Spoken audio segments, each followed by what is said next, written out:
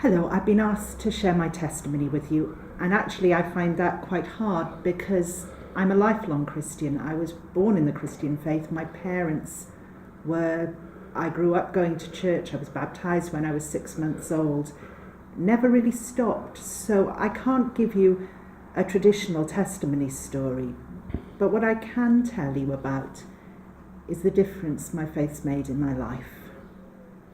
And I suppose the time when that shows most was when I was a teenager, because from about the age of 10, I started getting quite badly bullied. Most of it wasn't physical, but it was that stuff that children do to each other that slowly over time wears you down. Things would get lost, people would say things. There wasn't a day gone by when someone didn't try and cut me down to size one way or another. And over time, what it did to me was make me think that I was unlovable, completely and utterly unlovable. I prayed for the gifts that God had given me to be taken away so that I could be more normal and that people would get on with me. And I felt very lost. I got close to suicide. I got close to becoming the very things I didn't want to be, a bully myself. And what changed was that in my school, which was a church senior school, we did a passion play. Just before Easter each year, we'd dramatise one of the Gospels and finish it at the moment of the crucifixion when the body's taken down from the cross. And that's very emotional for a group of young people to do, hugely emotional. So each night we'd finish in tears, one way or another.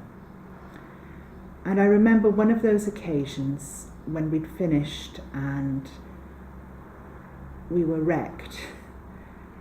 I ended up praying in the church where we did the passion play. And as I was praying, I was saying that I wasn't worthy of being loved like that. In fact, none of us were worthy of being loved to death in that way. We were utterly and utterly unworthy. And I rather wished that Jesus hadn't done it because it was pointless. And while I was at that moment, it's hard to explain, but I felt there was a presence there. And that presence wasn't putting anything into words, but was telling me that I'd got it wrong, that it wasn't about worthiness, it was about gift, that love isn't a reward or a prize. It isn't something you win or something you deserve, it's something you're given. It's grace. And from that day, I began to accept that life, love, were grace, were gift. And the amazing thing about a gift is you don't deserve it. All you can do is decide to unwrap the present or not. And so I've spent the rest of my life unwrapping these amazing gifts, finding them, seeing them in others, and rejoicing in them. And slowly I've learned that, well, really, I'm just as lovable or unlovable as anyone else.